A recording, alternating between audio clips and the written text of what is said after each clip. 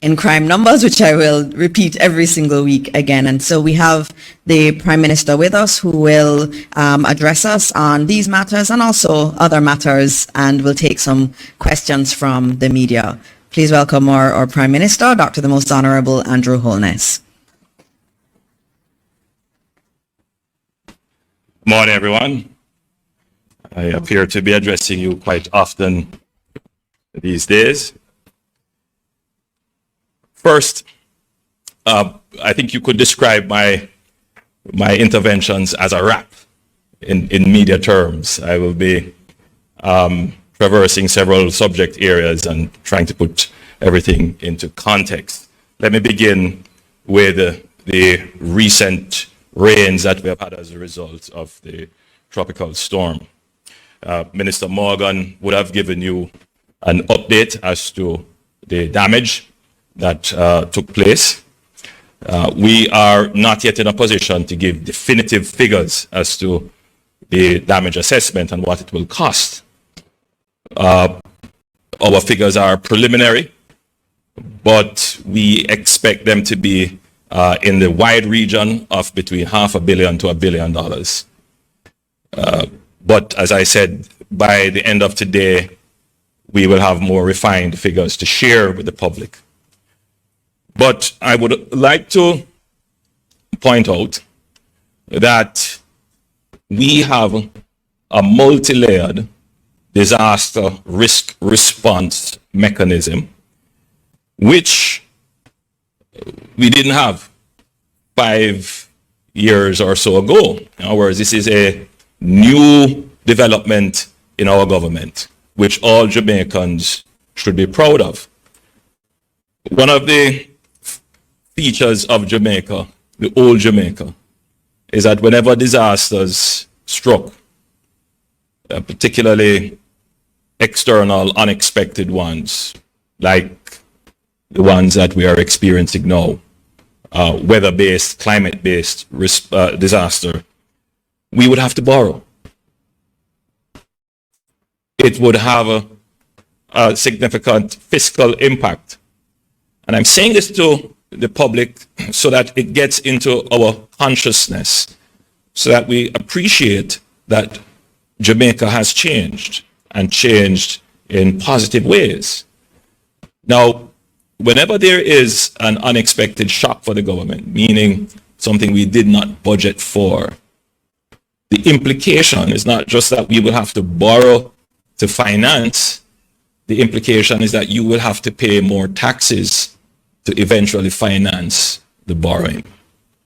And one of the reasons why we have been able to say that for the life of our administration, you have had no net new taxes, it's precisely because we have transformed the way in which we manage your affairs. We have created fiscal buffers that are what we have used to support our response to disasters. And we have developed the National Natural Disaster Risk Financing Mechanism. And what that is we have made budgetary allocations to create buffers, which we have put into a contingency fund. That fund is approximately about 5 billion Jamaican dollars. And we use that to respond to disasters as they occur. So it is likely that we will be able to fund the damage from this most recent unexpected shock from what we have budgeted. In other words, Jamaica is at the stage where instead of borrowing to finance, what we do is we now set aside from the budget to be able to finance these things. It's a big change in how Jamaica operated. Now, it's multi-layered because what I've just outlined is just one element of the response, and we do have insurance in the CRIF. So if there are weather events that meet a certain threshold, then we can draw down on that insurance. I'm not certain whether or not this weather event would meet the threshold, but all weather events that are of a significance will be checked. And then Jamaica did something quite novel and innovative. We issued a catastrophe bond. We're the first to do it in this region, the first small country to do it. And if the weather event is of a particular significance, then we have resources that we would get from that as well. So we will be able to respond to these disasters. But for many Jamaicans, the question is, why does it take so long? And what about the conditions of our roads? So I'm here this morning to give some context to the government's response to natural disasters and specifically the conditions of our roads. Now, bear in mind that the majority of our roads are under extreme stress for several reasons. First, many of our roads, in fact, most of our roads, have passed their engineered useful life. They were built in the 50s and 60s and 70s, and the kind of maintenance that is required to extend useful engineering life of these roads, we were not able to finance it over the last 50 or so years. So we have roads that are past their useful life. I mean, if you consider in any community in Jamaica, the road that passed your gate, for example, when was that road built in your community? And you would say decades ago. And how many times in those decades was your road substantially rehabilitated? So what we're facing is an accumulation of disinvestment in our roads, which have reached a crisis point. The second factor that we should bear in mind is that many of the roads that were constructed were not necessarily constructed to the engineering standards that would carry the level of traffic and the load. So in the last 10 years, I don't have the exact figure, I stand to be corrected, but the last figures I looked at suggested that the number of cars have significantly, probably doubled in Jamaica under this administration. So the wearing surface of roads are under significant stress. The third factor that we should consider is the change in climate change. Weather-related events are impacting our infrastructure in significant ways. And consider it from 2 points of view. First, it is the rain events.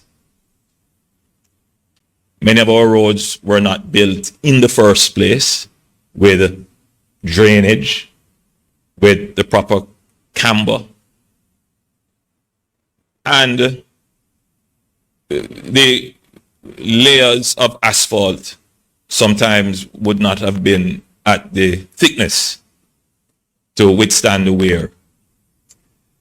The other point to note is that aside from increasing rain, there is also increased runoff. We have more houses, more paved areas, and that in itself generates more water, which wears the surface of the road. Consider as well that the time has gotten hotter, and that in itself has an impact on the material that is used. So if you put all of these things together, it is quite understandable why all Jamaicans are frustrated with the road situation. So I want to say to the country that The government is aware of it. The government is not insensitive to it. But to put Jamaicans in the frame of mind to understand that the response is not patch the road. Yes, we must respond by patching the road. It gives temporary relief. But if you really want to see a transformational change in Jamaica's road circumstances, in the same way that we have transformed our financial circumstances, it takes an enterprise level plan to do it, meaning that it is a multifaceted response that is needed. And what has the government been doing to create this kind of multifaceted response to roads? The first thing is that we have to collect the data on our roads. We operated under the understanding that we had somewhere in the region of about 20,000 kilometers of roadways in Jamaica. And the NWA would have assessed that. My recollection of this is that about half of the roadways would be in need of repair. Recently, I directed the NWA and the Ministry of Local Government to do a national audit of our roadways. And so far it is looking like we have 27,000 kilometers of roads.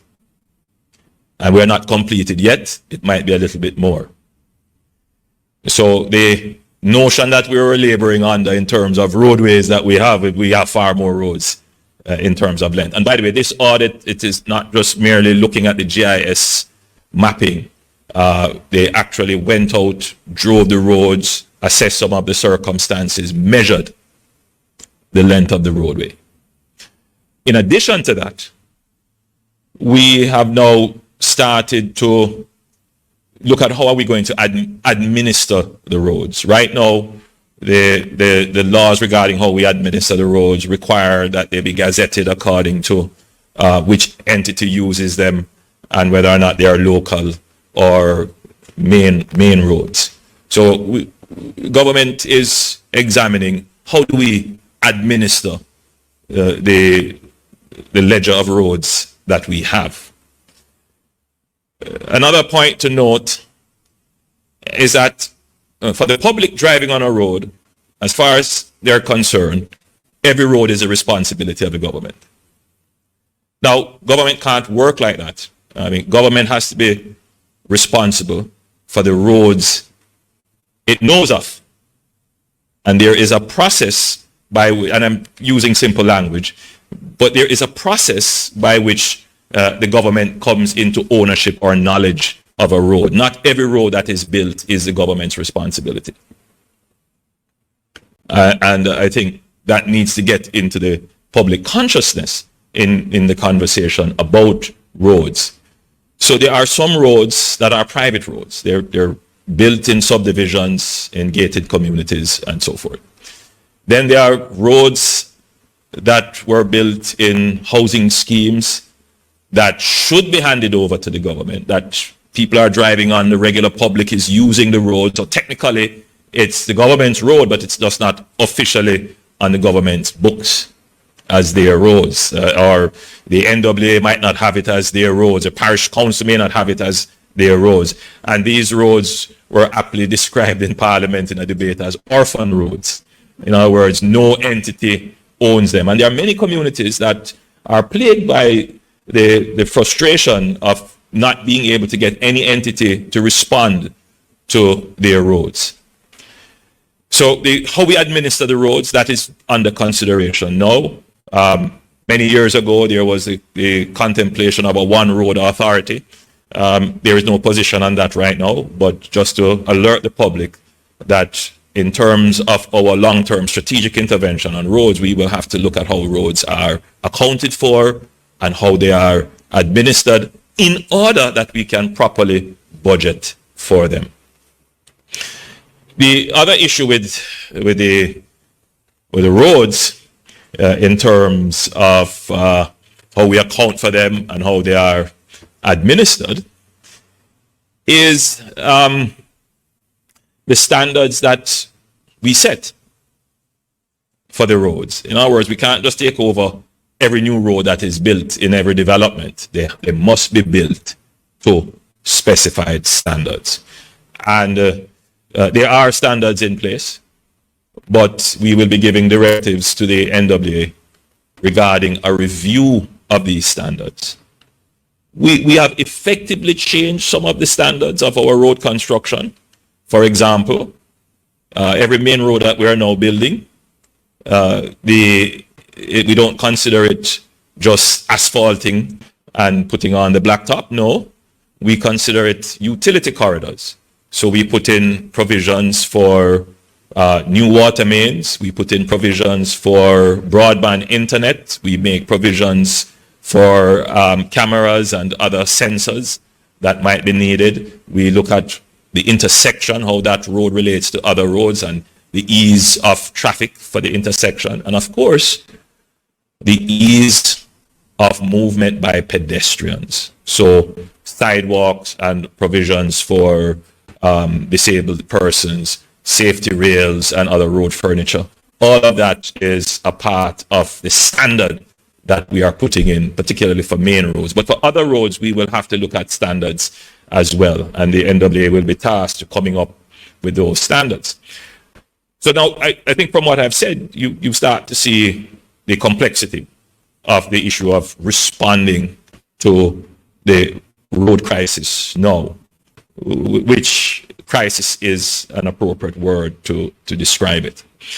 Now, once we have started to get the data on the road to properly categorize, solve the administrative issues relating to how we administer resources to these roads, then we have to pay attention, close attention, to the level of skill and enterprise of the persons who will actually do the work to build the roads, our contractors. And our contractors are critical stakeholders in our response to the construction and maintenance of our roads. Jamaica has a good cadre of contractors, but I think that in the next phase of Jamaica's intervention in our roads, we're going to need to work up front with our contractors to build capacity. I think the conversation has been not very helpful. There have been accusations and innuendos about contractors and their capabilities and so on. That's not helpful. What is helpful is if we take a proactive approach with our contractors and seek to assist them in building out their capabilities and their capacities, because this is in the national interest. You know, no matter how well we budget and how well we account for and administer the roads, the person who is actually laying the asphalt, we must ensure that they have the technical skills, the know-how, and of course, road projects require sometimes substantial balance sheets to be able to execute. So the government needs to examine ways in which we can support our contractors to develop the skills. Many of them have, but some of them are trying, but we need to support them. So we're going to be examining that and assist in the promotion and development of the contracting community.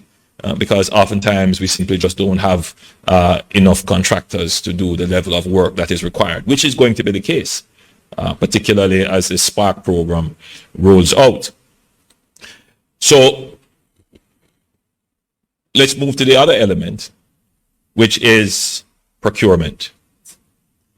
And that takes some time. One project comes to mind, Minister, that bridge in Troy Bridge took 2 years, and the people in the community cut off were very frustrated. There is, once the law is in place, there's very little we can do to maneuver around it. We must comply with the law. But as lawmakers who sit in Parliament, and that happens for a reason, meaning that the lawmakers can't be disconnected from the frustration of the people. And the frustration is government needs to move faster.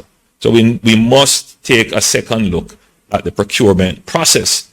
You know, it's hard for me to say to someone who is dropping in a pothole every single day that they are going to work that, yes, your road is in procurement. And I'm not just talking about the procurement phase. It's from the investment phase right through to the contracting, which includes the procurement, to the actual work being done.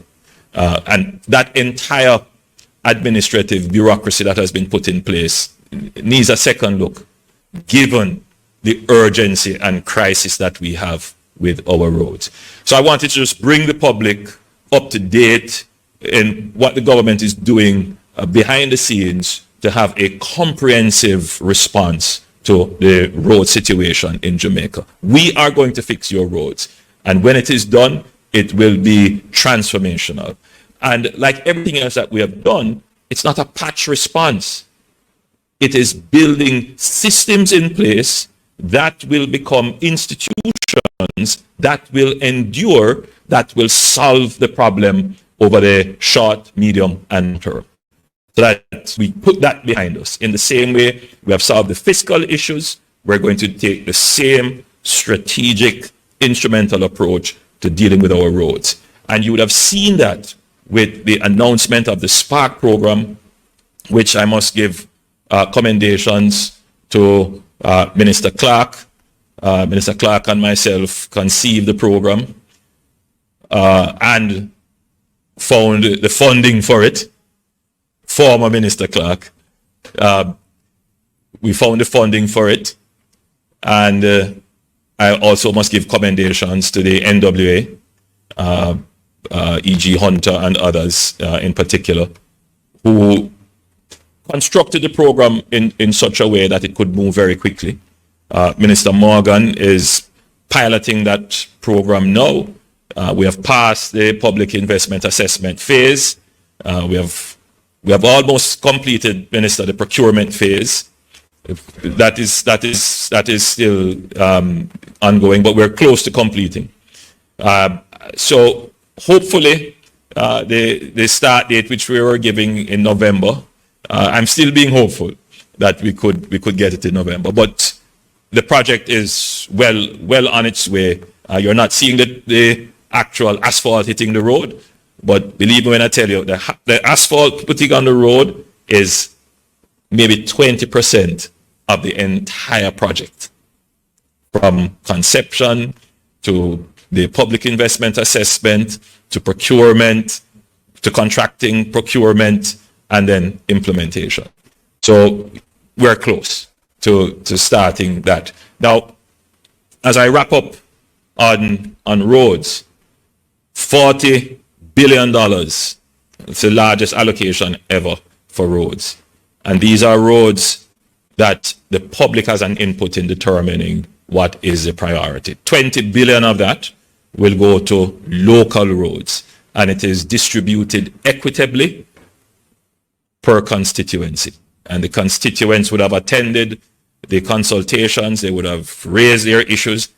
And we did that because, yes, there is a culture of blocking the road in the belief that somehow that is going to spur the government into action.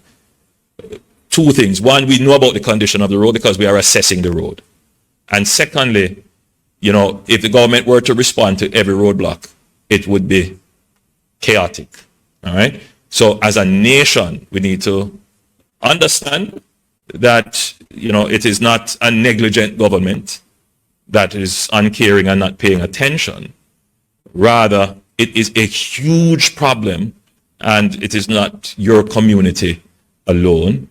And the government is putting in place a strategic, well thought out response that will ensure that your road will not just be patched, but a full rehabilitation that will last you significantly, maybe even a lifetime. And that needs to be understood. $20 billion will go to main roads, and that will be at the direction of the NWA. And those roads, the criteria would be high traffic, strategic connectivity, and enhancing, our productivity. So clearly, we're going to look at roads that enhance productivity, connectivity, and strategic value. And $5 billion we have committed to ensure that we lay the water mains along these roads so that we don't have to go back and dig up the road again. So there are some roads that there are no water mains there, but if we're going to do it, may as well we put in those water mains. There are some roads where the water mains are old, they're calcified, broken, or too small. We will replace them. So with that, I say to Jamaicans that I'm not asking for your patience, I'm asking for your understanding. And giving you the assurance that we will fix your roads. Already, we have allocated an additional $3 billion for patching. Minister Morgan may have given you an update on that. Note that we cannot patch if it is raining. From a technical perspective with the asphalt, but even from an economical perspective, you patch today and it rains tomorrow and all of that is gone again, wasted. We're coming up today, Christmas season, which coincides with our routine maintenance regime. So there will be a further allocation to constituencies for patching. So there will be some funds in the system to be able to respond at the local level to some of the concerns that exist. So I want, again, to say to the Jamaican people, government understands the issue. We agree it is at a crisis proportion. We did not create this problem. This problem is 50 years in the making. It's compounded, and just to be clear, it is a problem of lack of the financial resources over the last 50 years to make the investments in the roads. So when we complain about what is not being done, what is not being done is not the lack of the things you have. What was not being done was to create the economy that gives the wherewithal, the resources to provide you with the things we have. Our conversation is one-sided, lopsided, and very narrow. We complain we don't have buses, we don't have roads, we don't have water. Complain about the economy. It is the economy that you didn't have, that you didn't hold the governments then to account, that created these problems. And until our political discourse improves, then these problems will continue because we keep letting off governments easily for not fixing the economic problems while giving you promises about the ills that it creates. All right? It is the economy. It's about creating the economy. And what this administration is trying to do is to say to the higgler in the market, the teacher in the classroom, the small businessman, the housewife, let us build a productive economy. When we increase productivity in the economy, we have more resources. And that's what we've been doing. We have been increasing the productivity in the economy. And we have seen that productivity increase in small ways by increasing employment. So once more people are employed, more production is taking place. But we are at the point where we are almost at full employment. So where is the productivity going to come from? It is going to come from the increase in productivity of labor, but even more so, the increase in productivity from businesses, how businesses administer their affairs. And that now we're talking about innovation, administration, the creation of new products, the introduction of technology, the creation of new industries. That is where the big productivity gains are going to come from. And when we get those big productivity gains, we're going to take that and support the fixing of your roads, your water supply. Every Jamaican must make that connection. Now, let's talk about another pain point in the society. Minister Chang would have spoken to you in his presentation regarding the crime situation in Jamaica. Today, I just want to add to what Minister Chang has said. We called in the High Command to Cabinet on Monday, and we discussed a policy issue. Remember, we don't give directives, operational directives to the police, but it is the duty of the government to give general policy directions and to express concerns that we have in terms of emerging issues.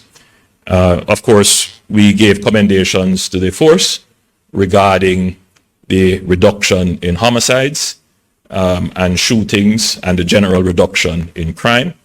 But we remain concerned that even though there is a downward trajectory, that the public is still of the view that crime is high. It is, again, a conflicting perception, but we don't argue with the perception of the public. What we try to do is to give information and place things into context. So we can understand if Jamaica is coming from 30, 40 years of high murders and high crime, and we're already at a very high level, that even though reduction is taking place, it is not yet at the threshold where the average person believes that the crime and violence situation has improved. So we accept and we understand that.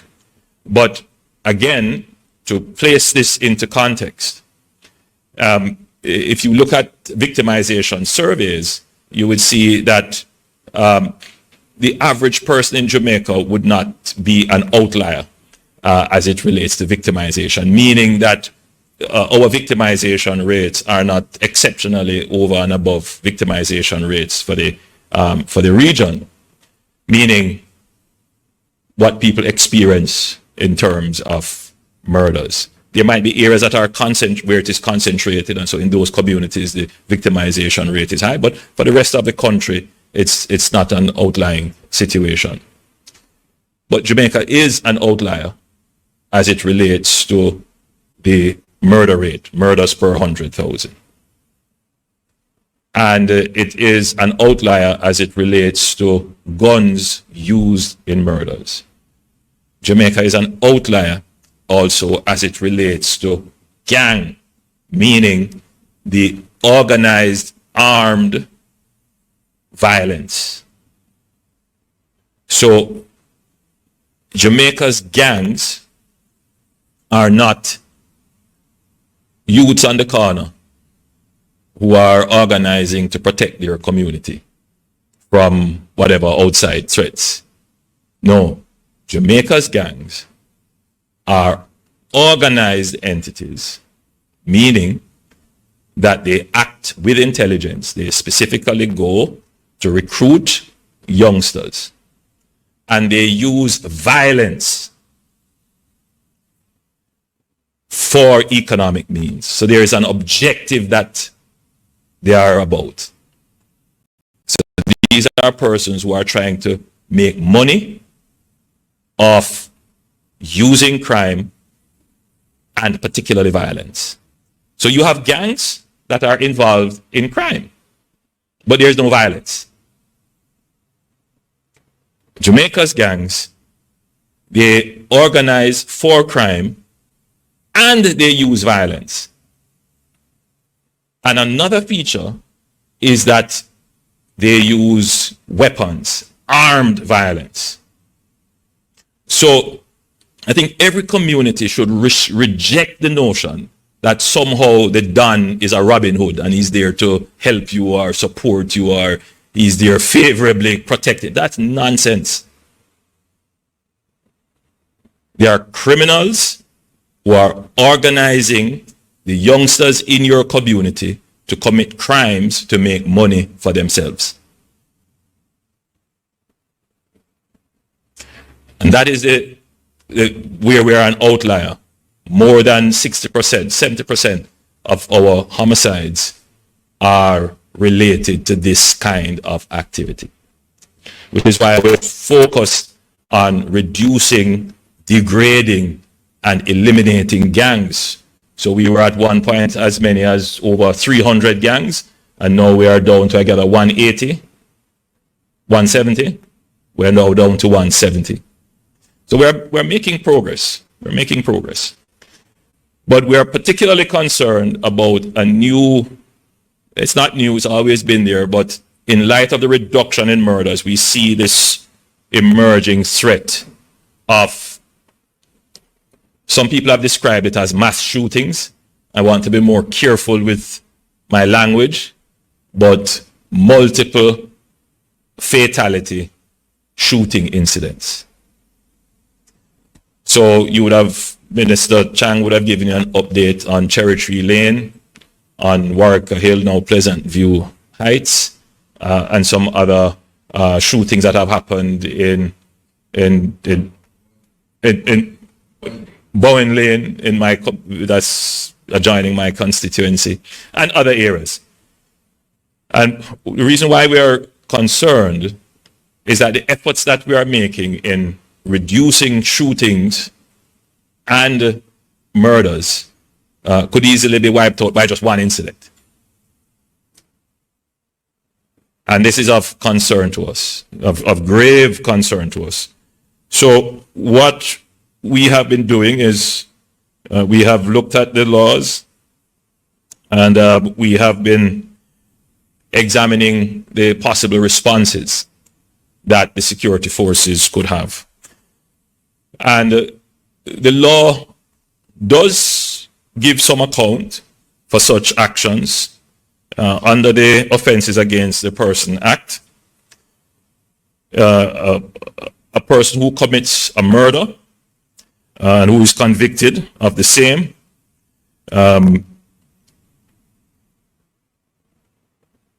especially if the murder is committed under the circumstances where the act appears to be calculated to create a state of fear in the public or in a section of the public, that the maximum penalty, or rather the maximum charge, should be applied, meaning a sentence of death or life imprisonment. So I believe that the police should start to look at these kinds of shootings and seek to prosecute along those lines. Again, that would be a kind of direction that we have given to the police. In other words, we need to start treating these incidents as criminal terrorism. And we probably need to craft legislation to specifically identify these kinds of shootings. We are saying that there are mass shootings. I don't like the term. I would prefer to say multiple fatalities, multiple victims, or multiple fatal victims incidents. So we are examining the legislation to see how we can craft specific laws around that, or whether or not we actually have legislation that can be used together to create that impact. Because it is beyond me to see why someone would see a festive event going on, as in Cherry Tree Lane or in Warwick Hills, Pleasant View Heights, and just open fire on a crowd. I mean, what other reason could there be aside from just the sheer inhumanity and savagery, other than to create fear in a community and the public? Terror is the word for it. And therefore, these persons are not ordinary criminals. They are your worst kind and should be pursued with extreme prejudice. So the police, I believe, have been doing a good job in pursuing these criminals, and I want them to know, whoever is out there listening, planning, that we will find you, and you will either meet a judge or your maker. Choice is yours.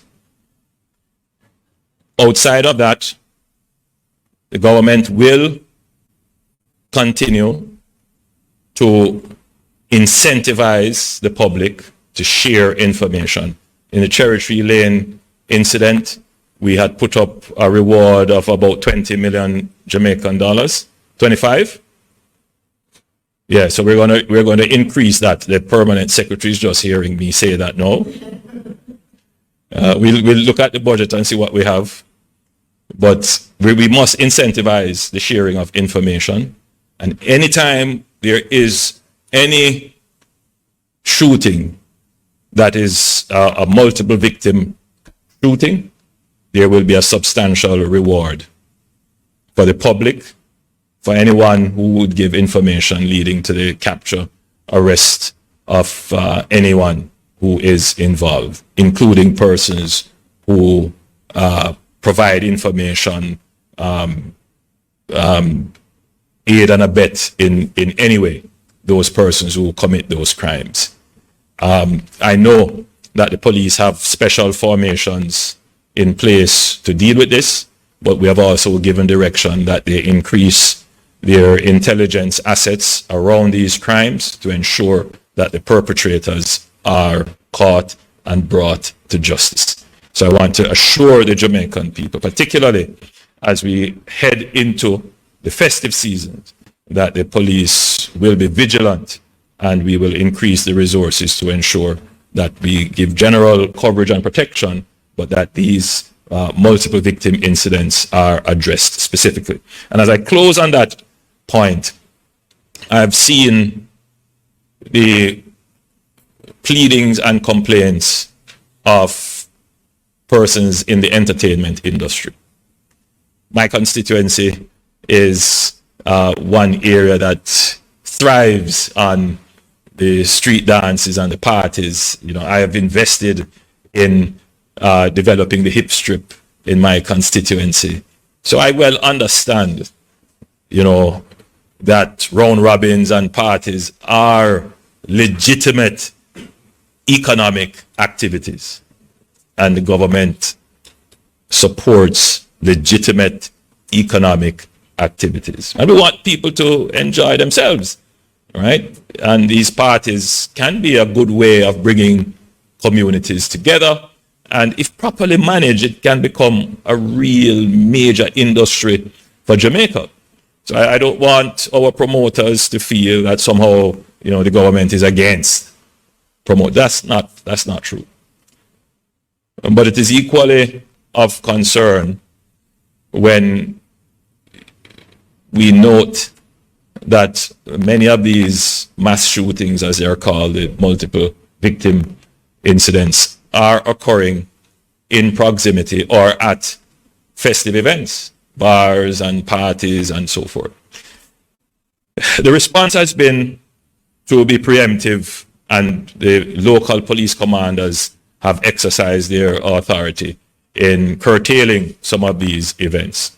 But we acknowledge that that can't be the only response, that we really have to bring the community in and work with them to establish the security protocols and actions that they need to put in place to prevent some of these things from happening.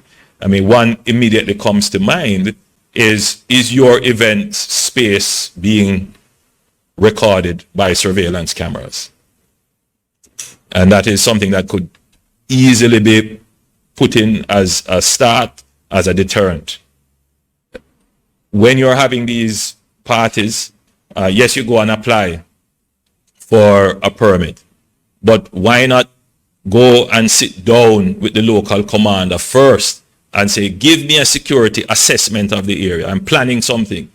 How can I be of assistance to you in ensuring that the security environment is safe for everyone? Because you want your party, your event to be safe for your patrons as well. So I think that there has to be a kind of different approach.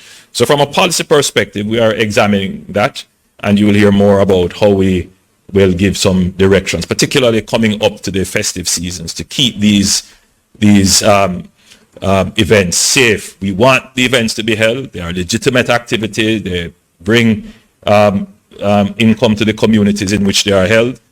We want them, but we also want the safety of the people who attend these events. So, ladies and gentlemen, as I said, I was giving you an extensive wrap, but this was a wrap with a blanket. Thank you very much.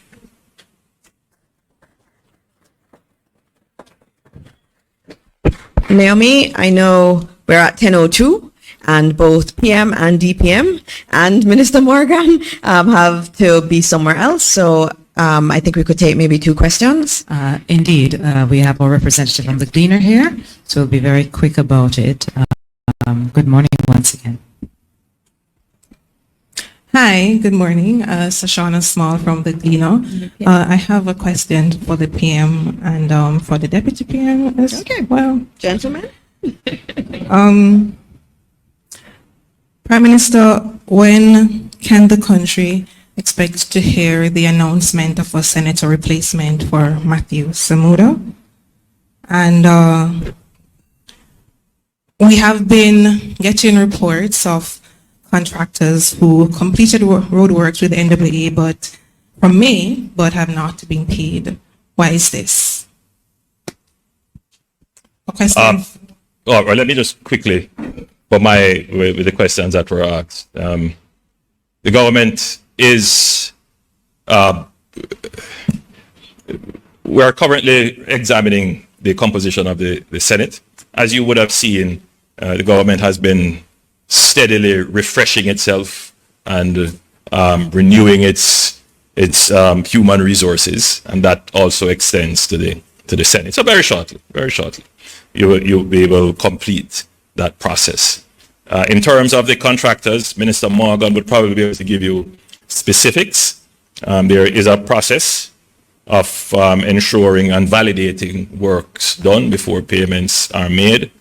Sometimes that process can be long, and though the budget allocations are made, the question is sometimes when what is called the warrants are actually, in other words, when the cash moves from the Ministry of Finance to the actual ministry. So there are many issues that could cause delays in works, and usually sometimes there are disputes as well that account for the delay. But to say generally, there is a valid concern for contractors, and not just construction and infrastructure contractors, but contractors to the government generally, about the long time it takes for them to get paid. So one of the first tasks that I have given Minister Williams is to examine this process to ensure that government is actually speeding up economic activity by paying its bills quickly and on time. So that's a specific task that has been given to Minister Williams. Before I turn over to Minister, let me, I haven't said it yet, but though I have tweeted, is to congratulate the President-elect of the United States, President Trump, and his victory last night. Of course, one of the contestants in the race has some Jamaican connections, and we wish Vice President Harris all the best.